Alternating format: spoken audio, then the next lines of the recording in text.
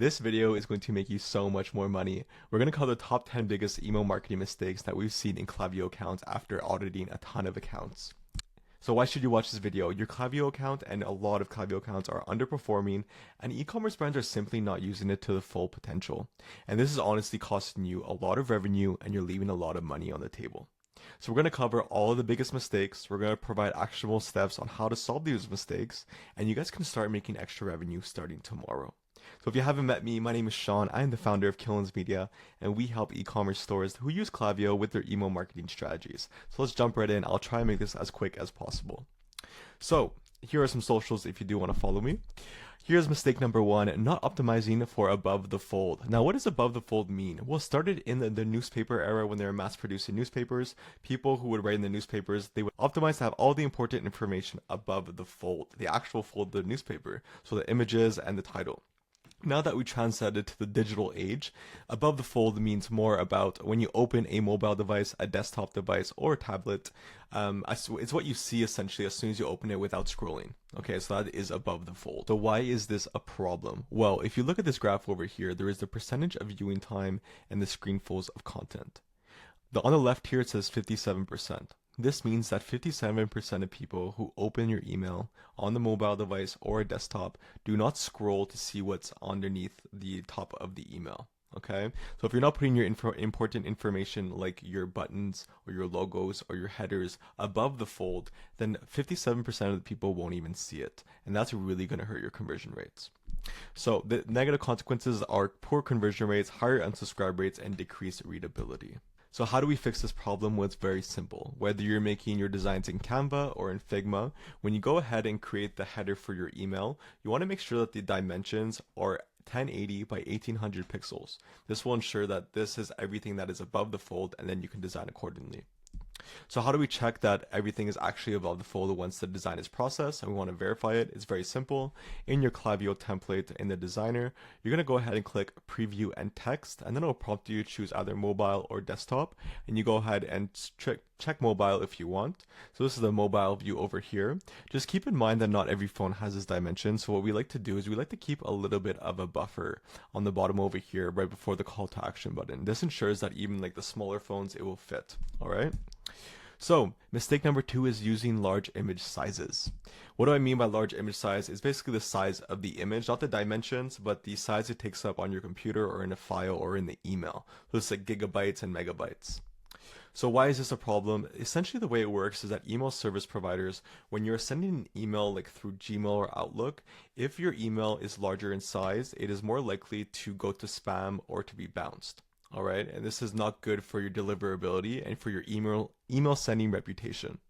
So if you look at the graph over here, you'll actually notice that most people start to scroll before the screen even loads. So if you're sending a very large email, it actually decreases the loading time of the email. And if people are starting to scroll before the email actually load, they won't even see everything that was above the fold to begin with. So it's really going to hurt your conversion rates.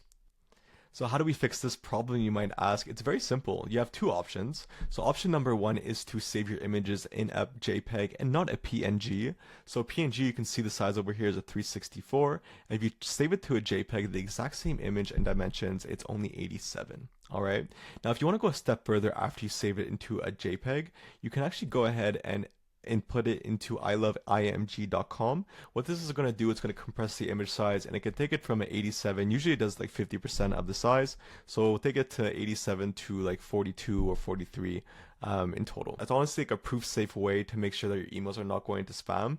And we do this for every single client of ours. So number three is sending too many promotional emails. We see too many clients do it. We all receive so many emails, and we know the feeling when you're just getting spammed by all these emails from this brand. So why is this a problem? Well, you have to keep in mind that in marketing, customers are going to be at different stages of your marketing funnel. So this is the customer journey from top to bottom. So at the very top over here, they starting to know about your brand. They discovered your brand, and at the very bottom, they converted. All right. So if you're sending emails through everyone in the conversion funnel, including those who just started to get to know about your brand and they don't trust you yet, then they're going to either mark it as spam or unsubscribe. All right, it's that simple. And this honestly can cause email fatigue, damage trust, lower ROI, and spam perception. So you do not want to do this. So how do we solve this? Well, it's a very simple fix. You got to send a variety of emails, which include educational emails, value-based emails, and promotional emails. So at the bottom here, we create a little simple schedule, very simple schedule on the type of emails that you can send. So on Mondays, you can send educational emails, which are tips and insights. Wednesdays, you can send value-based emails, which is like a free resource, a checklist, or a mini case study. And then on Friday, you can send a promotional email. Just don't send too many of them. Okay, it's nice to give variety. So number 4, having double opt-in and turned on. I guarantee this will be the quickest and the highest return on investment action that you can take in your account.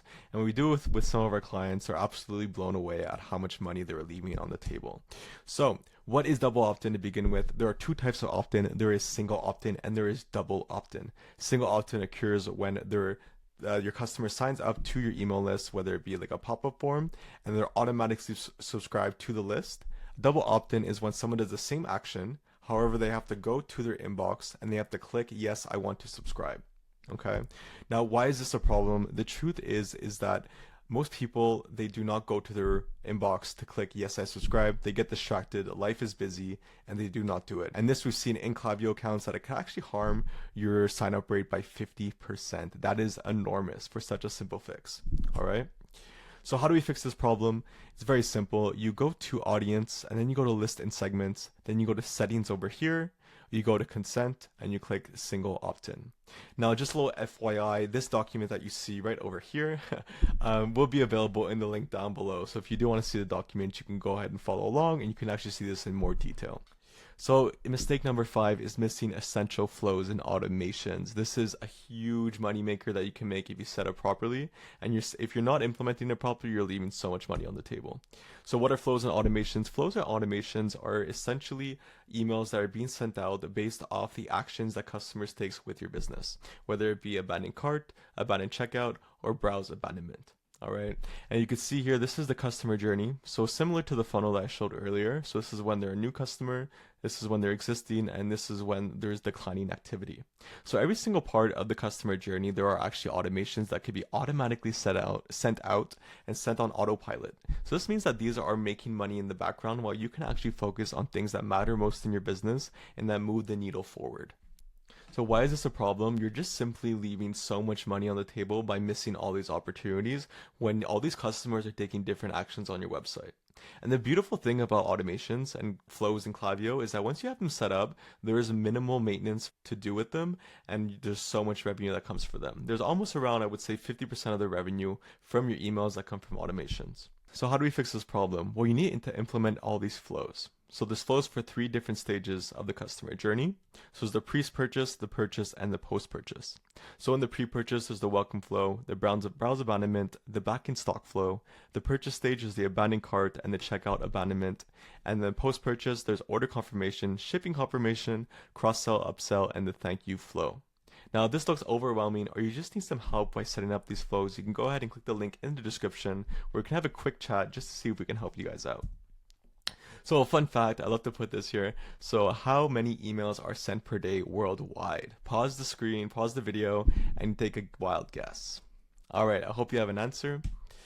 The answer is D. 376.5 billion emails are sent per day.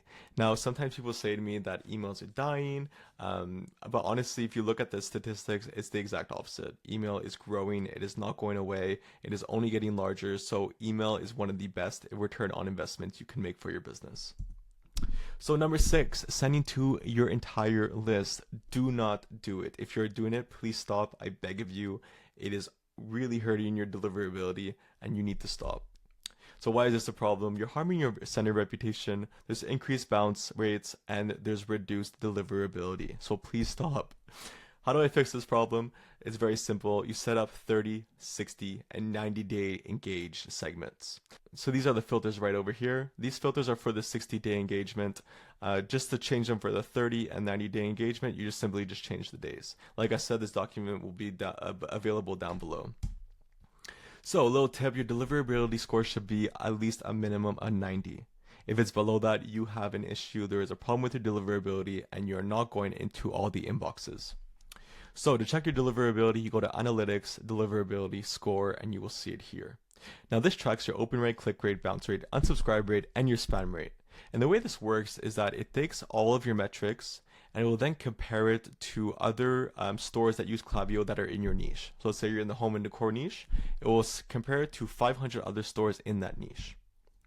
Number 7, having smart sending turned on. So why is smart sending a problem? Well, I'll give you an example to explain it best. Let's say you're running a promotion, it's 20% off store-wide. The client opens the email, and then from that email they go onto your website, they start shopping, and they add something to their cart. However, they abandon their cart. Sometimes it happens, right? Life gets pretty busy, you get interrupted, and you abandon the cart. Now, if smart sending is turned on, that means that they cannot receive an email for the next 12 hours. That means they cannot receive the abandoned cart email. And that means that you can lose on a significant amount of revenue if smart sending is turned on for abandoned cart and abandoned checkout. And the amount of accounts that we see this turned on for is insane, honestly. And as soon as we make this change, we see an enormous amount of revenue coming from these automations. So how do we fix this problem? It's very simple. Like most of these issues, it's very simple. You simply click the email, you click the box over here which says skip recently emailed profiles, and it's as simple as that. Number 8, not consistently cleaning your list. What does cleaning your list even mean, right? Cleaning your list is removing invalid or inactive emails from your list, okay?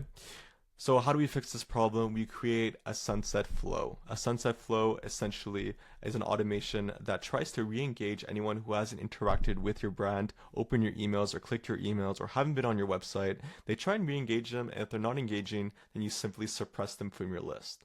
Now I have put a little blog over here on how to follow it. They describe it best, Klaviyo. They have a very detailed blog on how to do it, so you guys can go check that out. Number 9, ignoring mobile optimization. So why is this important? Well, most of the accounts that we see in Shopify and in Klaviyo, we see that most of the clients are actually opening on mobile. So it's very important to be optimizing the design for mobile to ensure the highest conversions possible. So how do we fix this? It's very simple.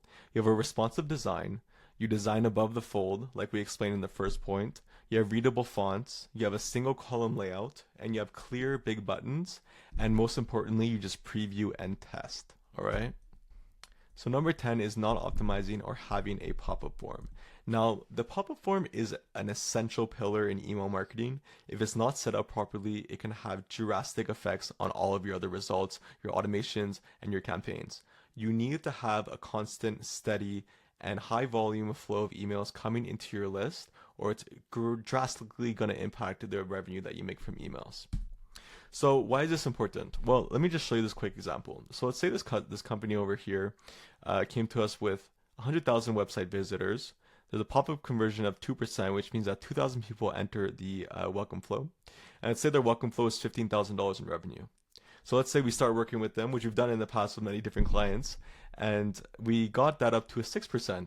And then that means there's 6,000 people entering the welcome flow. 3 times more people means that there's $45,000 coming from the welcome series. And this is just simply making very simple changes to the pop-up, which can have a drastic change on the revenue and the bottom line. So how do we fix this problem? Well, there is a video that I made step-by-step tutorial on how to create and optimize the perfect pop-up. So if you guys want to go check that out, like I said, it is in the link in the description. You can go ahead and look at that. So with all that being said, I hope you did get a lot of value out of this and you guys learned a lot to make some extra revenue. If you do need some help with your email marketing and you are an e-commerce brand owner, then go ahead and click the button down below. It's just to book a call. We can have a quick chat just to see if our businesses are compatible, if we can help you out. All right. And if you are someone just looking for some extra email advice, go ahead and check my channel for some more videos. With all that being said, hope you have a great day and take care. Bye-bye.